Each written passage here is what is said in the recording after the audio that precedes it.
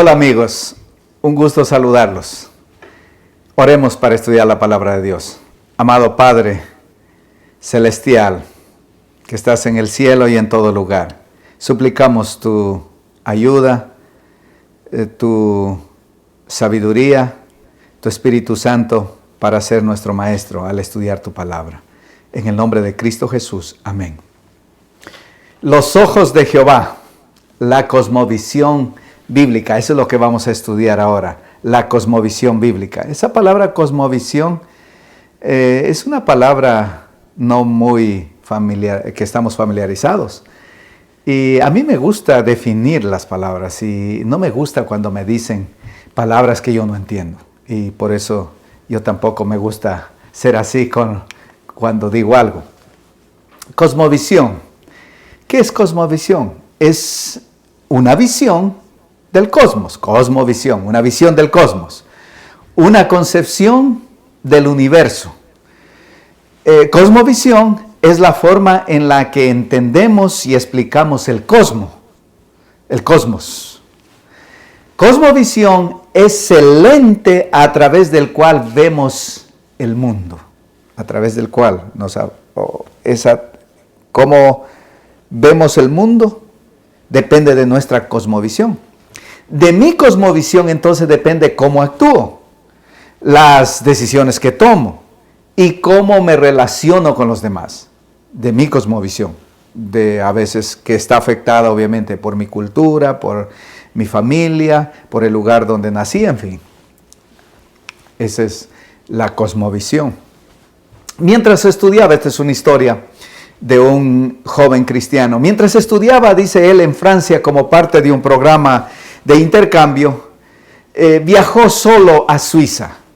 Estando en un hotel a orilla del lago Ginebra, se le ocurrió una idea, estando ahí. Dijo así, en su mente: estoy a 8,000 kilómetros de mi casa. Estoy solo, en una ciudad donde nadie me conoce. Podría romper todas las reglas de mi escuela, de mi familia y de mi iglesia y nadie se enteraría. De mi Dios y nadie se enteraría, pensaba él. ¿Qué hizo al final?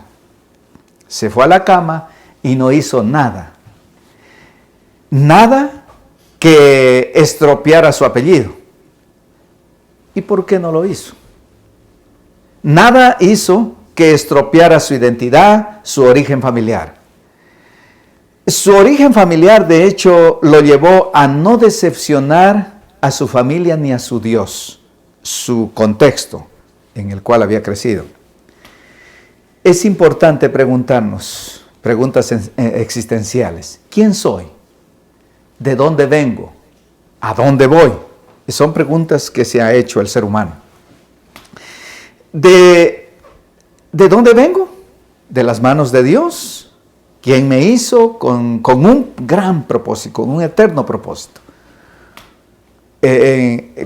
Al contestar esta pregunta, ¿me hizo Dios? ¿O soy el producto de una colisión aleatoria de átomos y moléculas ocurrida hace millones de años, como algunos proponentes nos dicen? A estas preguntas solo hay dos respuestas. Solo hay dos respuestas en el mundo en que vivimos. La primera es la cosmovisión atea. ¿Qué dice la cosmovisión atea? Recuerden que cosmovisión es el lente como el cual interpretamos el cosmos, el universo, nuestro mundo alrededor. Así que la cosmovisión atea dice: el universo y todo lo que contiene simplemente existe. No hay más que eso, simplemente existe, por casualidad. No existen dioses ni entidades sobrenaturales. No hay sentido ni propósito para la vida, aparte de la propia subsistencia. Es lo que dice la cosmovisión ateísta. Ahora, la cosmovisión teísta, o sea, la cosmovisión que tiene en cuenta a Dios, dice: el universo y todo lo que contiene, entonces fue creado por Dios. Eso dice la cosmovisión teísta. Teísta viene de teos, Dios, en griego. Y Dios existe, según la cosmovisión teísta, Dios existe y se preocupa por su creación. fuimos creados con un propósito, vivir eternamente junto a nuestro Dios. Eso es lo que dice la cosmovisión teísta. Son dos puntos diferentes que están, digamos, totalmente separados. Cosmovisión bíblica teísta. Eso es lo que vamos a estudiar ahora. Y el primer texto, Salmo 53:1, dice así: dice el necio en su corazón, no hay Dios. ¿Quién dice que no existe Dios? Que no hay Dios. Vamos a hablar de la existencia de Dios en la cosmovisión teísta, que tiene en cuenta la existencia de Dios. Dice el necio en su corazón. ¿Quién dice eso? El necio. Digamos, no el hombre de bien, sino el necio en su corazón. No hay Dios. No hay Dios. Es lo que él dice. No existe Dios. Romanos 1:20 dice: porque las cosas invisibles de Él, está hablando de Dios, su eterno poder y su deidad se hacen claramente visibles. Su poder, su atributo poderoso, dice, se hacen claramente visibles desde la creación del mundo, siendo entendidas por medio de las cosas hechas, de modo que no tienen excusa. Romanos 1:20. Las cosas invisibles de Dios, Él es invisible, es un Dios invisible, no lo podemos ver. Dice, sin embargo, se hacen claramente visibles, de invisibles se hacen visibles. ¿Cómo? A través de la creación. Y siendo entendidas a través de la creación del mundo, siendo entendidas por medio de las cosas hechas. Dios, las cosas invisibles de Dios son entendidas por medio de las cosas hechas, por medio de lo que Él ha creado, en otras palabras. Romanos 1:21 y 22 dice: pues habiendo conocido a Dios, no le glorificaron. ¿Conocido cómo? A través de la naturaleza, a través de las cosas que Él creó, revelan su poder, dice. Pues habiendo conocido a Dios, no le glorificaron como a Dios, ni le dieron gracias, sino que se envanecieron. Se envanecieron se llenaron de vanidad. Se envanecieron en sus razonamientos y su necio corazón fue entenebrecido, se oscureció. No pensaron claro. Profesando ser sabios, se hicieron necios. Eso es lo que dice en Romanos 1:21 y 22. Se hicieron necios. ¿Cómo? En sus razonamientos. Y creyeron ser sabios, pero se hicieron necios más bien. Y Job 12:7 al 8, Job 12:7 al 8, habla de esto. Dice, y en efecto, pregunta a las bestias. Pregunta a las bestias, te enseñarán. A las ellas te mostrarán. Habla a la tierra y ella te enseñará. Los peces del mar, los peces del mar te lo declararán también. Mira, pregunta a las bestias, pregunta a las aves, pregunta a la tierra misma, la tierra inerte en este caso. Y te enseñarán, dice, te enseñarán, te mostrarán, te declararán. O sea, te habla, la creación te habla de ese Dios. ¿Qué cosa de todas estas, el versículo 9 y 10 de Job 12, qué cosas de todas estas, de cuáles? De las bestias, de las aves, de la tierra, de los peces. ¿Qué cosas de todas estas no entiende? Ellos entienden que la mano de Jehová la hizo. En su mano está el alma de todo viviente y el hálito de todo género humano. Estas cosas inanimadas, estos seres vivos, no inteligentes, las aves, los peces, los animales, las bestias de la tierra, todo el planeta, dice, entienden que la mano de Dios los hizo. Y no solo entienden que la mano de Dios los hizo, sino que en su mano está el alma de todo viviente, o en la vida de todo ser viviente en realidad, y el hálito de todo género humano. Es las cosas, la creación, no el ser inteligente, entienden de que Dios creó y que están sustentados. No solamente los creó, sino que los sustenta Dios. Interesante, les cuento. Ustedes han visto un video en YouTube donde una venadita con un baby venadito, con un venadito tierno. El venadito tierno está atravesando en el río. Y está atravesando, nadando el río. Como está nadando, de repente un cocodrilo la mira al venadito, al bebé, y viene corriendo hacia él. La venada madre se da cuenta, está a la orilla y salta inmediatamente y empieza a nadar como desesperada a toda velocidad.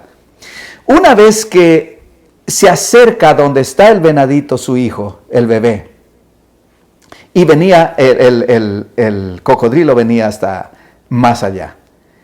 Una vez que se acerca y se pone entre el bebé venado y el cocodrilo que venía a despedazarlo, se queda ahí, venía acelerado, ella podría haber cruzado, pero una vez que llegó entre el cocodrilo y el venadito bebé, se quedó estática para hacer de muro entre el cocodrilo y su hijo, su bebé venadito. El cocodrilo obviamente vino y de un solo zarpazo la despedazó a la madre venado. Al ver esa historia me dolió tanto. Me duele cuando veo la creación ser destruida. De hecho, Dios no creó este mundo para ser destruido, para que haya muerte. Fue el pecado que trajo eso. Pero lo que me enseña esto es que esa venadita me enseña el amor abnegado, sacrificado de Dios, que fue a la cruz a morir por ti y por mí. Que no le importó. Me enseña una lección acerca de su creador, acerca de ese creador, que insertó en ese corazón de esa venadita un amor abnegado, sacrificado. Habla, la creación habla, dice, según los textos que acabamos de leer. Ellos te enseñan, ellos declaran quién es el creador. Los ojos de Jehová, Proverbios 15:3, los ojos de Jehová están en todo lugar mirando a los malos y a los buenos. Como leímos, Dios no solo creó este mundo, sino es un Dios personal que nos mira, que está al tanto, que está inspeccionando su creación. No solamente la creó y la dejó ahí. No, Dios es un Dios personal, amante, que cuida, sostiene su creación. Eso es todo. Cosmovisión ahora creacionista, pero esa era la cosmovisión de la existencia de Dios, que aún la naturaleza nos habla de eso. Y cuando los evolucionistas dicen no hay Dios, los ateístas dicen no hay Dios, mira la naturaleza. Eso es lo que nos llama y nos dirá, nos hablará de la existencia de Dios. Cosmovisión ahora creacionista. Cosmovisión creacionista. Hace muchos siglos, un pensador y escritor alemán llamado Gottfried Leibniz, es difícil ese nombre, hizo la pregunta más básica y fundamental. ¿Qué pregunta hizo él?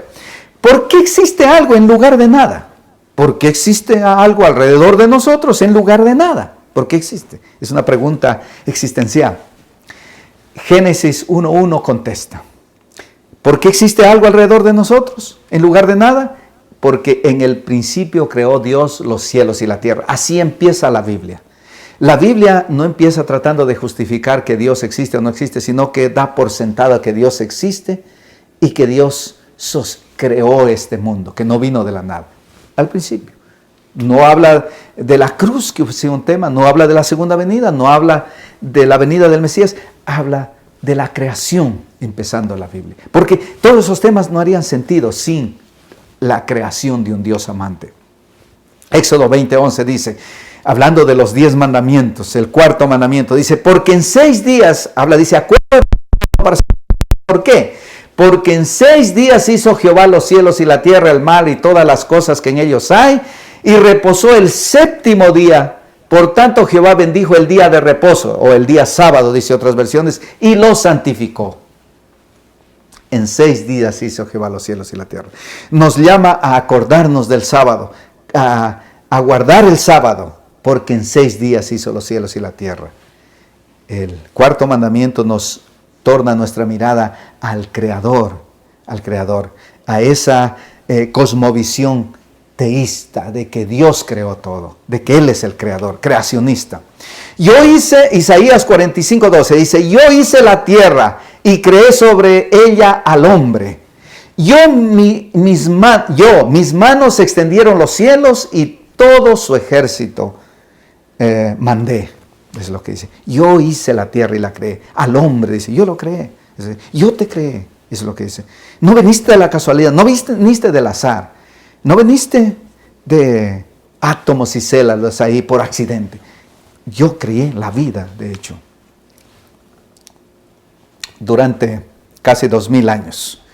Muchas de las personas más inteligentes, 2000 años, imagínense, por muchos años, las personas más inteligentes y cultas del mundo creyeron que la Tierra estaba inmóvil en el centro del universo, inmóvil, sin moverse.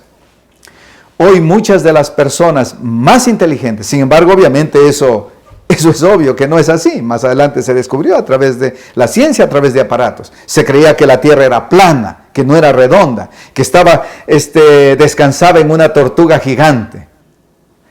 Eso se creía por muchos siglos. Y eran las personas más inteligentes, más intelectuales. Pero aún las personas más inteligentes, más intelectuales, están siempre equivocadas. Eso es lo que nos muestra la historia del mundo. Hoy, sin embargo, muchas de las personas más inteligentes y cultas, ¿qué piensan hoy en día las personas más inteligentes y cultas? Ellos dicen que la humanidad evolucionó de lo que originalmente era una forma de vida simple, una célula, átomos. Así que es lo que piensa hoy en día las personas cultas más inteligentes. Equivocados también, equivocados, como estuvimos la humanidad a través de los siglos, muy equivocados hasta que después vamos descubriendo. El ser humano es muy limitado, el ser humano es muy, muy corto de vista. Es inteligente, sí, es los seres inteligentes de este mundo, de esta creación, pero no al punto, digamos, de no cometer errores. Dos maneras de atacar, entonces existe dos maneras de atacar la creación teísta.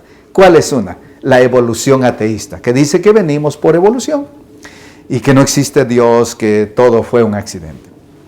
Y la evolución teísta, evolución ateísta, que no cree en Dios, y la evolución teísta. ¿Y cuál es esa? Es más moderna, la evolución teísta. Y esta la abrazan muchas denominaciones más famosas y más grandes que existen en el planeta, cristianas, que supuestamente su cosmovisión sale de la Biblia, supuestamente, pero no, ellos han abrazado la evolución teísta. ¿Cuál es la más destructiva de estas? Evolución teísta dice que Dios creó a través de la evolución. No creó en 7 días literales, como dice, sea la luz y fue la luz. No, Él utilizó la evolución a través de la vida. O sea, no es que formó al hombre así del polvo de la tierra y lo hizo un ser viviente. No, sino creó a través de muchos años, de millones de años. Es lo que dice la evolución teísta. Es un engaño. ¿Cuál es la más efectiva para destruir la fe? Ambas, la evolución ateísta y la evolución teísta, que supone que Dios creó, pero a través de la evolución. Ambas, pero la más insidiosa es la teísta, porque ridiculiza la Biblia, hace que la palabra de Dios es mentirosa, en otras palabras. Que lo que Dios dice que creó en 7 días literales no es cierto, y entonces hace de que Dios ha mentido en realidad. Ridiculiza la Biblia. Eso hace la evolución teísta. Cosmovisión bíblica ahora. Cosmovisión bíblica. Génesis 9:14 dice, y sucederá que cuando haga venir nubes sobre la tierra, se dejará ver entonces mi arco en las nubes. Esto es después del diluvio con Noé. Génesis 9:15 dice, y me acordaré del pacto mío que hay entre mí y vosotros, la humanidad, y todo ser viviente de toda carne, y no habrá más diluvio de aguas para destruir toda carne. Me acordaré del pacto, dice. Interesante. Mi cosmovisión bíblica afecta la manera en que veo e interpreto mi entorno y lo que pasa a mi entorno. Un ateo, al pensar en un arco iris, la cosmovisión atea ve en un arco iris un fenómeno natural, no más que eso. En cambio, mi cosmovisión bíblica, cuando veo el arco iris, veo agua y luz interactuando. Hay un fenómeno de agua y luz interactuando. Pero no solo eso, veo Además, la promesa de Dios que nunca destruiría otra vez el planeta con un diluvio universal, con un diluvio. Eso es lo que ve la cosmovisión teísta. Entonces, cuando tú estás caminando en el campo y de repente ves un arco iris, ¿qué le explicas a tu hijo? Si eres cristiano, si eres bíblico, si sigues lo que dice la Biblia, si tu cosmovisión es bíblica, le vas a decir, esa es la promesa de Dios, que este planeta nunca más sería destruido con un diluvio universal y que toda carne sería destruida con un diluvio universal, excepto los que entraron en el arca en el tiempo de Noé. El resto de animales y todos los seres humanos fuera del arca fueron destruidos. Y la promesa es nunca más destruiría con un diluvio universal de Dios. ¿Y cómo nos acordamos de esa promesa? Cada vez que vemos un arco iris. Eso es lo que explicamos a nuestros hijos. Efesios 6:12. Porque no tenemos lucha contra sangre y carne, sino contra principados, contra potestades, contra los gobernadores de las tinieblas de este siglo, contra huestes espirituales de maldad en las regiones celestes. Nuestra lucha, dice, no es contra carne y sangre, contra seres humanos, seres que ocupan un lugar físico, sino contra potestades, contra demonios. Eso es lo que dice, huestes espirituales, eso es lo que es, de las tinieblas. Así que, cuando nosotros tenemos que detrás, entendemos, según la cosmovisión bíblica, que hay una lucha detrás de nosotros que no vemos,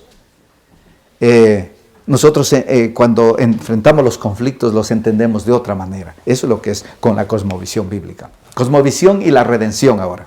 Cosmovisión y la redención. Juan capítulo 1, 9 al 11 dice, aquella luz, está hablando de Jesús, aquella luz, Él es esa luz.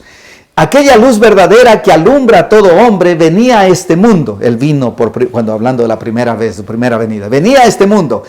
En el mundo estaba, caminó en este mundo. Y el mundo por él fue Jesús. Pueden creerse el creador caminando ahora en su creación, con la criatura.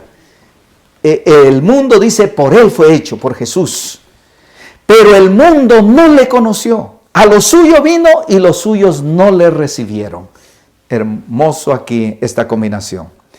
El creador es también el redentor que vino a redimir a este mundo de pecado y vino a caminar en este mundo. Por eso es lo que describe aquí. El mismo que creó este mundo es su redentor, que vino a salvarlo, vino a rescatarlo. Eso es lo que significa redimir, redención. Juan 1:12 dice, no le recibieron, mas a todos los que le recibieron, a los que creen en su nombre, les dio potestad de ser hechos hijos de Dios, a los que le recibieron. Nosotros somos hijos por creación de Dios, pero no es suficiente. Si nosotros vamos a ser salvos y vamos a vivir con el Redentor por la eternidad, tenemos que ser hijos por redención. Por redención. Tenemos que ser hijos por adopción, no solo por creación. Ser hijos por creación, nos vamos a destruir si no somos hijos por redención. A todos los que le recibieron a Jesús, dice, les dio potestad de ser hechos hijos de Dios. Eso, tienes que ser hijo, hija de Dios. Tienes que dejarte de redimir, creer en Él, en el Redentor. Apocalipsis 14:6 combina estas dos, que Jesús es creador y redentor. Y vi volar por en medio del cielo a otro ángel que tenía el evangelio eterno. ¿Y qué es el evangelio eterno? Que Jesús vino a salvarnos en la cruz, a morir en lugar de nosotros. Ese es el evangelio. Es buenas nuevas, significa evangelio. Para predicarlo a todos los moradores de la tierra, a toda tribu, nación, lengua y pueblo. Versículo 7 de Apocalipsis 14, diciendo a gran voz, temed a Dios y dale gloria, porque la hora de su juicio ha llegado, y adorar a aquel que hizo el cielo y la tierra, el mar y las fuentes de las aguas.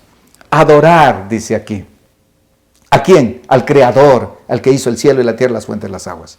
Adorar.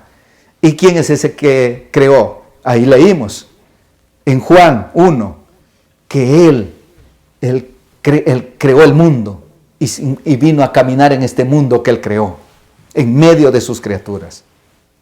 Aquí está, en Apocalipsis 14, 6 y 7, está combinado los dos. El Creador, que hay que adorarlo, y el Redentor, porque es la predicación del Evangelio. Hablando del Evangelio. El Evangelio y la creación van juntos. Van juntos. ¿Cómo no adorar Aquel que me salvó en la cruz, ¿cómo no adorarlo? Aquel que es mi creador, que me creó con un propósito que es más alto de la mente más ambiciosa. Eso es lo que dice la Biblia, de hecho. Cosmovisión y la ley de Dios. Cosmovisión y la ley de Dios. Años atrás, en Francia, se debatía la cuestión de la pena capital. ¿Debía abolirse? Se preguntaban. ¿Debía abolirse? Se preguntaban, hay que abolirlo. Los que estaban a favor de su abolición pidieron al escritor y filósofo francés Michel que escribiera un editorial a favor de abolirla. Él abogó, sin embargo, lo sorprendió, porque él abogó no solo por abolir la pena de muerte, sino también todo el sistema penitenciario y dejar en libertad a todos los prisioneros. Hasta eso. O sea, él no solo quiso hacer abolir, sino que más. ¿Por qué él quería soltar a todos los presos? A todos los prisioneros, que no haya prisioneros. ¿Por qué? Porque para él, todos los sistemas de moralidad eran meras construcciones humanas. Ideas humanas puestas en práctica por quienes están en el poder para controlar a las masas. Por lo tanto, estos códigos morales no tenían legitimidad para él. ¿Entienden? Cuando nosotros no tenemos una cosmovisión bíblica, en este caso de la ley de Dios, que nos dice no matarás, no robarás, nosotros nos envanecemos en nuestros pensamientos y entonces, si son puras ideas humanas, el no robar, no matar, de paso, no hay cultura en que robar y matar sea bueno. En todas las culturas, por más primitivas que sean, es malo agarrar, robar lo que no es tuyo. Pero eso viene de una ley que Dios, digamos, en su infinita sabiduría, en su infinito amor, pone en forma natural en nuestro ser, incluso. Así que, pero cuando nos apartamos de eso, como en este caso, entonces es puro razonamiento humano. Romanos 7:12 dice, de manera que la ley a la verdad es santa y el mandamiento es santo, justo y bueno. La ley es santa. El mandamiento es, la ley, está hablando de los 10 mandamientos, la ley de Dios, conocida como la ley de Dios. El mandamiento, la ley es santo, justo, el mandamiento es santo, justo y bueno.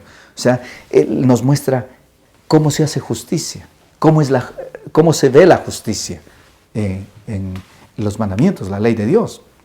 Ahora, Deuteronomio 12:8 dice, no haréis como todo lo que hacemos nosotros aquí ahora. Estaban en el desierto, iban a ir a la tierra prometida, cruzando el Jordán, les dice, está hablando Moisés por mandato de Dios al pueblo que iría a la tierra prometida. Dice, no haréis como todo lo que hacemos nosotros aquí ahora en el desierto, cada uno lo que bien le parece. ¿Por qué? Porque no estaba organizado. Y está en el contexto esto de que no hagan a cada uno lo que bien le parece, era porque en la tierra prometida les dice, ustedes van a ir y van a encontrar que van a estar adorando debajo de los árboles, en los montes, adorando en los árboles. Y les dice, ustedes destruyan todos esos ídolos,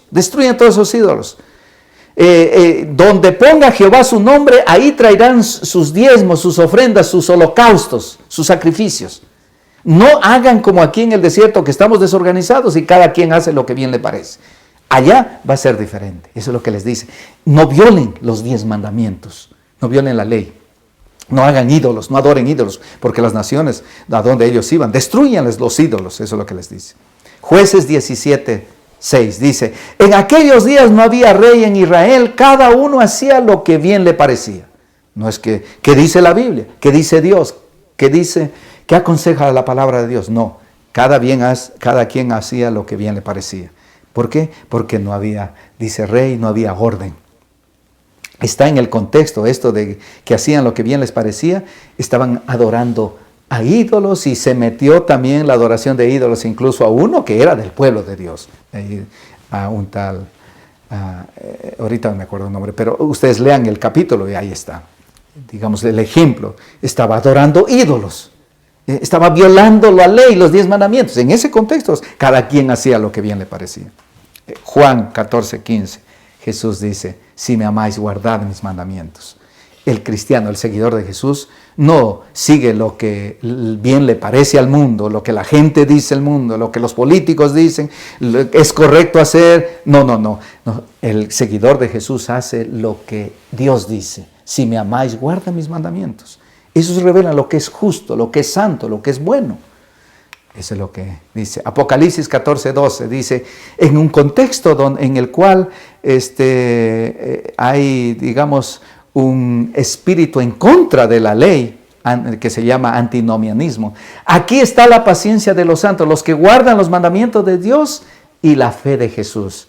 En ese contexto, dice, hay un grupo que guarda los mandamientos de Dios. Cuando, digamos, todo el mundo dice, no hay ley, no hay ley. Eso es lo que es en concepto. Así que, mis estimados amigos, yo quiero invitarlos para que formemos una cosmovisión teísta, creacionista, bíblica, que al estudiar la santa palabra de Dios, forme en nuestra mente, en nuestra forma de ser, una cosmovisión bíblica, una cosmovisión que agrada a Dios. Que Dios les bendiga.